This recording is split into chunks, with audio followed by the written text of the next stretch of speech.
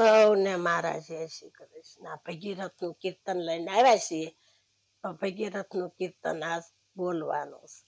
ભગીરથ તપ કરવાને ચાલ્યા, લાગે દરિયાના પાણી ખારા પીળા.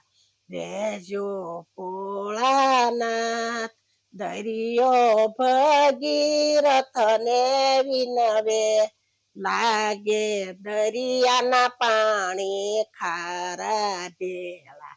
રેજો ભોળાનાથ ભગીરથ ગંગા ઘાટે ચાલ્યા, મારે કરવા છે તપ ભેળા.